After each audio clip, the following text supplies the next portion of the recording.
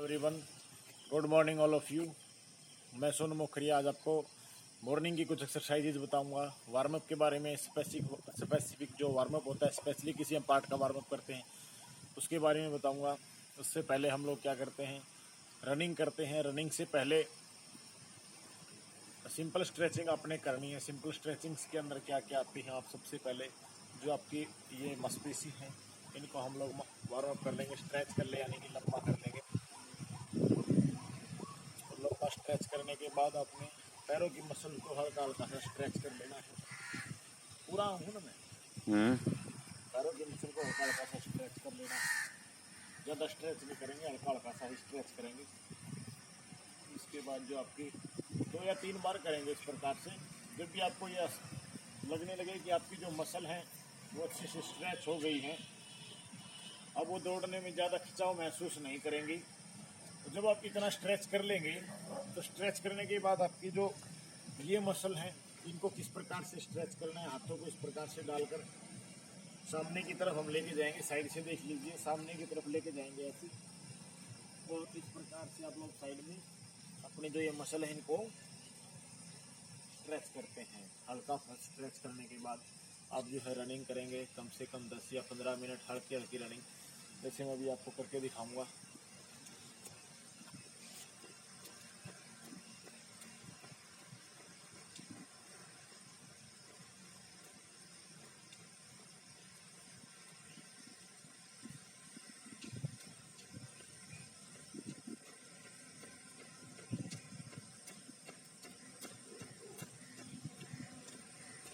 दो राउंड मैंने कंप्लीट किए हैं। तो आपने क्या करना है कि जब तक आपको पसीना ना दे, क्योंकि इससे पहले मैंने एक्सरसाइज कर ली है, पसीना मुझे आया हुआ है। पसीने आने का जो हमारे शरीर में उसका जो सिम्टम होता है, लक्षण होता है कि हमारी जो मसल्स होती हैं वो सारी की सारी वार्म अप हो गई है और उन्होंने जो एक्स्ट्रा गंदगी थी हमारे शरीर के अंदर वो पसीने के रूप में बाहर निकाल दी। उसके बाद जब हम स्ट्रेचिंग करने के बाद हम रनिंग कर लेंगे। रनिंग के बाद हल्का सा पसीना हमें आ जाएगा। उसके बाद आपने पूर्णतः एक्सरसाइज शुरू करनी है, जिनके अंदर आप ऊपर से और नीचे की तरफ एक्सरसाइज लेके जाएंगे। ऊपर से नीचे की तरफ जैसे कि पहले आप हेड की एक्सरसाइज करेंगे, हेड के बाद आपकी गर्दन की, गर्दन के बाद शोल्डर की एक्सरसाइज करेंगे, शोल्डर के बाद आपके जो टम्मी, आपका जो पेट है उसकी एक्सरसाइज करेंगे। आपके जो हिप रोटेशन है उसकी एक्सरसाइज करेंगे। घुटने का जो जॉइंट है हमारे शरीर का सबसे लंबा जॉइंट होता है, इसकी एक्सरसाइज करेंगे। इसके बाद आप अपने एंकल्स की एक्सरसाइज करते हैं। एंकल की एक्सरसाइज करने के बाद आपकी एक्सरसाइज कंप्लीट हो जाती है। और हैंड के अंदर जो है, जब हम हैंड की एक्सरसाइज करें तो फिंगर की एक्सरसाइज आती है। आपका जो हथेली होती है, आपकी जो ये जो जॉइंट होता है, इसकी एक्सरसाइज बचती हैं। तो शुरू करते हैं हम पहले एक्सरसाइज से लेकर आखिरी एक्सरसाइज तक। सबसे पहले हम लोग अपनी हेड की एक्सरसाइज करेंगे। मसल्स को पकड़ने के बाद इस प्रकार से हिलाना है हमने मसल्स को, उंगलियां इस प्रकार से रख के और मसल्स को अपने हिलाना है। जब आप मसल्स को हिलाएंगे तो आपकी जो मसल है, आपके हेड के जो मसल है उसकी एक्सरसाइज यहाँ पर होगी। और जब आप इसके ये कम से कम आपने 2 या 3 मिनट तक करना है कंटिन्यू। जिस प्रकार से मैं इसको क्लॉकवाइज और एंटी क्लॉकवाइज घुमा रहा हूँ, आपने अप एंड डाउन में इसको एक्सरसाइज को करना है, बैकवर्ड फॉरवर्ड में इस एक्सरसाइज को करना है। जब आप ये एक्सरसाइज कर लेते हैं उसके बाद आपकी जो नेक है, गर्दन, उसकी एक्सरसाइज आप सभी ने करनी है। नेक की एक्सरसाइज के लिए सबसे पहले अप और डाउन के अंदर इस एक्सरसाइज को करते हैं। पहले हम जो अपनी गर्दन है उसको डाउन लेके जाएंगे, उसके बाद अप लेके जाएंगे, फिर से डाउन, अप, डाउन, अप, और उसके बाद 6 से 8 बार हम इसको अप एंड डाउन करते हैं। उसके बाद साइड बर्ड करेंगे, left right, left right, left right. अब हमने क्योंकि हमारा जो पसीना है वो निकल गया था, तो हमारी जो मसल्स हैं सारी की सारी एक्टिवेट हो चुकी हैं। एक्टिवेट होने का जो रीज़न है वो वीडियो के लास्ट में मैं बताऊंगा। वीडियो को आप लास्ट तक देखते रहें। हमारा जो चैनल है सोनू मोनू, उसको सब्सक्राइब करें, वीडियोज़ को लाइक करें और शेयर करें। तो देखिए, जब हम गर्दन को साइड में स्ट्रेच करते हैं तो आपने कोशिश करनी है आपका जो शोल्डर है वो आपके कान को टच करे। ऐसा नहीं है कि शोल्डर को अपने ऊपर उठाना कब टच करना है, कोशिश करनी है कि आपका जो कान है वो ज़्यादा से ज़्यादा आपके शोल्डर तक जाए। जब आप अप एंड डाउन भी कर चुके होते हैं, साइड बर्ड भी कर चुके होते हैं, उसके तुरंत बाद आपने क्या करना है, नेक्स्ट एक्सरसाइज जो करनी है वो आपने करनी है कि आप हाफ रोटेशन करेंगे। हाफ रोटेशन का मतलब आगे की तरफ ही रोटेशन करेंगे।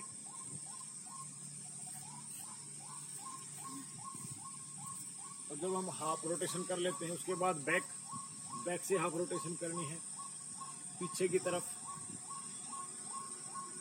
ये बिल्कुल केयरफुली आपने करना है। अगर आपकी गर्दन में कभी दर्द है तो आपने इन एक्सरसाइजेज को नहीं करना है, क्योंकि हमारे जो ब्रेन के ऑर्डर्स हैं सारे हमारे बॉडी पार्ट्स को चलाते हैं। हमारे फिंगर्स से लेकर हमारे पैरों से लेकर सभी जो ब्रेन के ऑर्डर्स से वो चलते हैं। और ये जो हमारी गर्दन है, यहाँ से इतनी पतली पतली सेल्स जो है नर्व्स यहाँ से गई हुई हैं जो कि ऑर्डर्स को नीचे तक पहुँचाती है। उनके अंदर अगर खिंचाव हो जाएगा तो हमें काफ़ी समस्याओं का सामना करना पड़ेगा। खासकर कुछ बच्चे जो कि ज़्यादा ऊंचा तकिया लगाकर सोते हैं, उनकी गर्दन आगे की तरफ निकल जाती है, जो कि काफ़ी बुरा पोस्चर भी होता है। अच्छा वो भद्दा सा भी नज़र आता है और शारीरिक रूप से भी काफ़ी बीमारियों का सामना वो लोग करते हैं। तो इसके अंदर आपको क्या करना है, जब भी आप पेन करता है, दर्द करता है, तो आपको एक्सरसाइजेज नहीं करनी है। आपने हाफ रोटेट कर लिया है आगे की तरफ, उसके बाद आपने बैक साइड करना है हाफ रोटेट, और उसके बाद आपने क्या करना है कि फुल रोटेट करना है क्लॉकवाइज। क्लॉकवाइज का मतलब होता है जिस प्रकार से क्लॉक घूमता है, घड़ी घूमती है। 5 से 7 राउंड करेंगे। और जब ये करते हैं तो आंखें अपनी बंद नहीं करनी। आंखें बंद करेंगे तो हमें चक्कर आ जाएंगे, आंखों को खुला रखना है। उसके बाद इसको एंटी क्लॉकवाइज करेंगे, यानी वापस घुमाएंगे।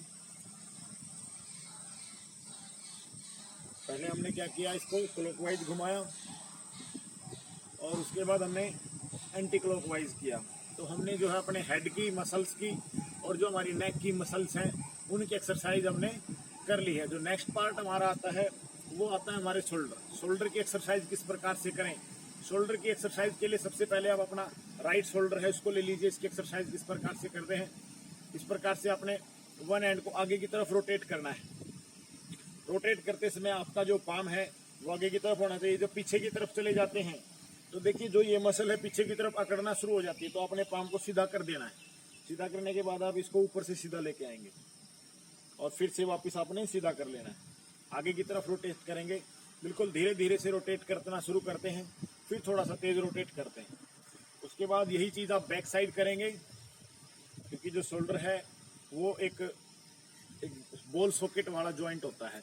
एक गेंद को जैसे आधा काट के किसी चीज़ के अंदर डाल के हम लोग घुमा रहे हैं, इस प्रकार का ये जॉइंट होता है। तो ये जो आगे की तरफ भी घूमता है और पीछे की तरफ भी घूमता है। और जब हम थ्रो बॉल खेलते हैं, हैंड बॉल खेलते हैं, वॉलीबॉल खेलते हैं, बास्केटबॉल खेलते हैं, और जब हम गेंद को थ्रो करते हैं, गेंद को पकड़ते हैं, तो उस समय क्या होता है कि इसको पूरा का पूरा रोटेट होना पड़ता है। तो सारी की सारी मसल को हमने वार्म अप कर लेना है। इसके बाद जो नेक्स्ट एक्सरसाइज आपने क्या किया कि पहले इसको आगे की तरफ घुमाया है, अब इस हाथ को आपने पीछे की तरफ घुमाना है। जब हम इसको पीछे की तरफ घुमाते हैं उसके बाद हम नेक्स्ट हैंड पे आएंगे। इस हैंड को हम लोग आगे की तरफ घुमाएंगे। आगे की तरफ जब हाथों को घुमाएंगे आपने वही पाम वाला यूज करना है कि पीछे की तरफ जो पाम जाता है तो उसको सीधा करके ऊपर की तरफ लेके आना है। नेक्स्ट टाइम इसको पीछे की तरफ हम लोग रोटेट करते हैं।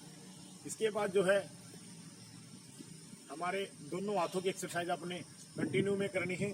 बोथ हैंड्स को आगे की तरफ रोटेट करना है और फिर कम से कम 8 से 10 बार आप लोग इसको आगे की तरफ रोटेट करेंगे।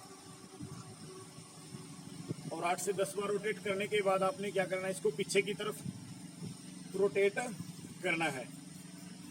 अब ये हमारा जो रोटेटर कफ है जो कि रोटेट करता है उसकी एक्सरसाइज हमने कर ली है। अब जो हमारी ऊपर की मसल्स रहती हैं या फिर नीचे की जो मसल रहती हैं जो कि काफ़ी हम लोग यूज़ करते हैं गेंद को थ्रो करने के लिए, गेंद को पकड़ने के लिए, काफ़ी जो पावर गेंद के अंदर आती है तो हाथ ब्लॉक करते हैं। ब्लॉक करते समय जो मसल हैं उनको काफ़ी फोर्स का सामना करना पड़ता है। थ्रो बॉल के अंदर गेंद पकड़ते हुए जैसे बास्केट के बॉल के अंदर भी हम लोग गेंद को पकड़ते हैं तो उस समय हमें क्रिकेट की कैच करने वाला जो रूल है वो फॉलो करना होता है। क्रिकेट की गेंद का रूल कैसा होता है कि जब गेंद हवा में आती है तो हम लोग उसको पकड़ के, क्योंकि वो काफ़ी फोर्सली नीचे की तरफ आती है, हम उसको पकड़ के और नीचे की तरफ हाथ को लेके जाते हैं। उससे क्या होता है कि उसकी जो फोर्स है वो क्लोज हो जाती है, और जो फोर्स क्लोज होती है तो हम लोग बैटरी लो पाते। तो आपने क्या करना है, गेंद को जैसे हम गेंद को पकड़ते हैं तो एकदम से हम पीछे लेके जाएंगे, चाहे हम बास्केटबॉल का पास ले लें, चाहे हम हैंडबॉल का पास ले लें, हम गेंद को पकड़ते हैं उसी टाइम उसी मोमेंट में उसको पीछे की तरफ घुमा देते हैं ताकि उसकी फोर्स जो है वो क्लोज हो जाए। अच्छा, तो हम उसके बाद दोनों हाथों को हमने पीछे की तरफ रोटेट किया, आगे की तरफ रोटेट किया। अब रोटेटर कफ की ही एक्सरसाइज है कि आप दोनों साइड में हाथ रखेंगे और आगे की तरफ रोटेट करेंगे।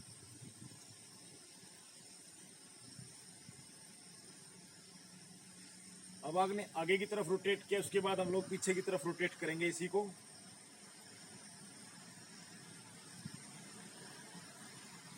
अब जो है काफी मायने तक हमने अपनी जो शोल्डर है उनको वार्म अप कर लिया है, लेकिन एक एक्सरसाइज अभी बचती है जो कि काफी फायदेमंद होती है। दोनों शोल्डरों को हमने विपरीत दिशा में घुमाना है। जैसे इस साइड हम लोग आगे की तरफ घुमाएंगे तो इसको पीछे की तरफ घुमाना है। दोनों हाथों को ऊपर की तरफ ले जाकर एक हाथ को हमने आगे की तरफ घुमाना है और एक हाथ को हमने पीछे की तरफ घुमाना है। अब रोटेशन चेंज हो जाएगी। हमने क्या करना है, जो आगे की तरफ घूम रहा था उसको पीछे की तरफ, और जो पीछे की तरफ घूम रहा था उसको आगे की तरफ घुमाएंगे। अब शोल्डर की एक्सरसाइज इसके बाद आती है कि दोनों हाथों को इस प्रकार से आप कर लेंगे आगे की तरफ, और एक हाथ को ऊपर की तरफ और एक हाथ को नीचे की तरफ। इसके अंदर हम लोग अपने पंजे को भी यूज करते हैं, जो हमारे पैर का पंजा होता है उसको भी हम लोग ऊपर उठाते हैं। अब देखिए, हम लोग हाथ को सामने से ही घुमा रहे हैं, लेकिन जो एंगल बचता है 30 डिग्री का जो एंगल रहता है उसकी एक्सरसाइज भी हम करते हैं। उसके अंदर हम क्या करेंगे कि हाथों को पूरा सीधा होने की बजाय हाथों को टेढ़ा रखते हैं। देखिए ये एक्सरसाइज, ताकि ज़्यादा से ज़्यादा स्ट्रेच हमारा जो शोल्डर है वो हो सके और हम काफ़ी अच्छी परफॉर्मेंस अपने मैच के अंदर कर सकें। तैयारी बहुत ज़रूरी होती है। अगर देखिए, लाइफ टाइम जो खिलाड़ी होता है, और भारतीय खिलाड़ी तो काफ़ी कम उम्र के अंदर ही खेलना बंद कर देते हैं, उसके पीछे जो कारण होता है उनकी जो ट्रेनिंग होती है वो गलत मायनों में होती है। यानी कि बगैर वार्म अप के ग्राउंड में खेलना, अगर एक बार कमर की चोट लग जाए, घुटने की चोट लग जाए, एंकल की चोट लग जाए तो लाइफ टाइम हमें भुगतना पड़ता है, परफॉर्मेंस हमारी बहुत डाउन चली जाती है। लेकिन अगर हम अच्छे से ट्रेनिंग करेंगे, अच्छे से एक्सरसाइजेज को सीखेंगे, अच्छे से हर पार्ट के एक्सरसाइजेज को सीखेंगे तो हमें काफ़ी फायदा होगा और हम काफ़ी लंबे समय तक गेम्स के अंदर बने रह सकते हैं। तो हम आप अभी 30 डिग्री एंगल पे मैंने आपको ये एक्सरसाइज बताई है। इसके बाद जो एक्सरसाइज है, आप लोग बोथ हैंड को पीछे की तरफ हल्का सा स्ट्रेच करेंगे और उसके बाद आगे की तरफ स्ट्रेच करेंगे। दोबारा से देख लीजिए, पीछे की तरफ स्ट्रेच करेंगे और फिर आगे की तरफ स्ट्रेच करेंगे।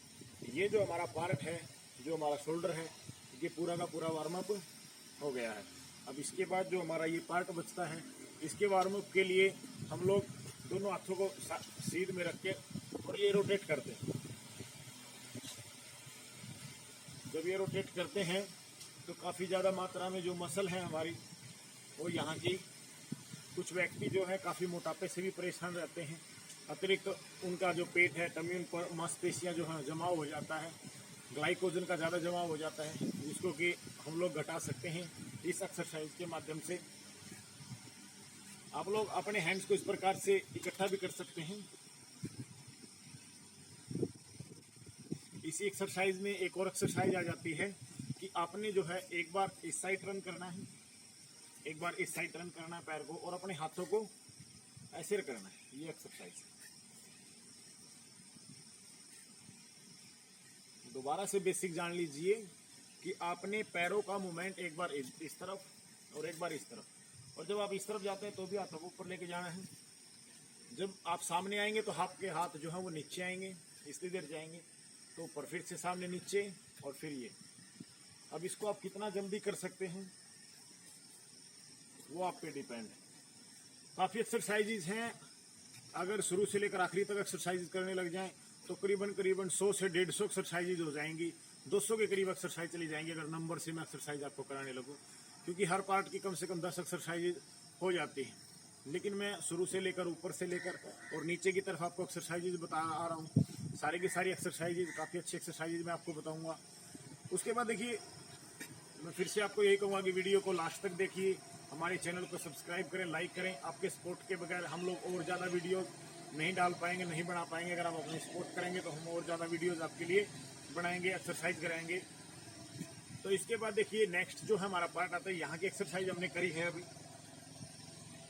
तो इसके बाद जो नेक्स्ट एक्सरसाइज हमारी आती है वो पेट की आ जाती है हल्की सी।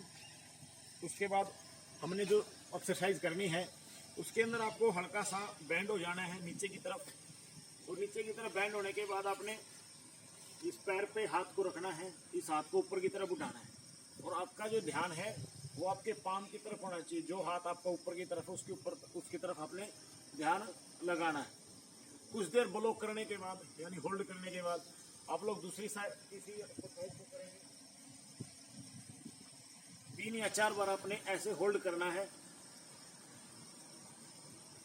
जब 3 या 4 बार आप इस प्रकार से होल्ड कर लेते हैं, देखिए सामने से भी देख लीजिए किस प्रकार से करना है। ये आपने होल्ड करना है यहाँ पर, और जब ये होल्ड हम कर लेते हैं उसके बाद आपने धीरे धीरे धीरे धीरे कंटिन्यू में ये एक्सरसाइज शुरू करनी है।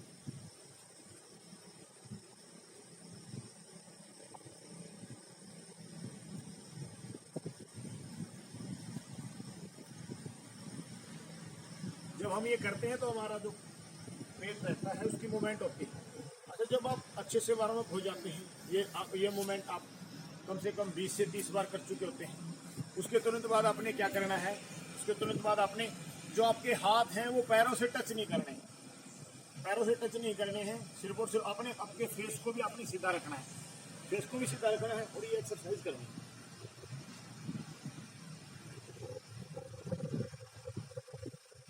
जितना फास्ट आप कर सकते हैं उतना फास्ट आपने करना है। तो ये एक्सरसाइज, अब इसी पार्ट की एक्सरसाइज हो रहती है आपकी बैक साइड की, जो मैंने आपको स्टार्टिंग में बिल्कुल बेसिकली और आराम से भी करने के लिए बोला था। अब थोड़ा ज़्यादा स्ट्रेच करके आपने वो एक्सरसाइज करनी है। अपने हाथों को इस प्रकार से दूर ले जाते हुए और आगे की तरफ बैंड होते हुए, और आपने पूरा साइड में घूमना है। सामने से देख लीजिए एक बार, इस प्रकार से हम लोग करेंगे और साइड में हम लोग रोटेट करते हैं। तो यहाँ तक कि मैंने करीबन 25 से 30 एक्सरसाइजेज अभी आपको बताई हैं। उससे नीचे के, अब इससे नीचे की एक्सरसाइजेज हमारी शुरू हो जाती हैं। तो सबसे पहले जो इससे नीचे की एक्सरसाइजेज हैं, चलो धन्यवाद, आज के लिए इतना ही काफी है, बाकी कल बताएंगे।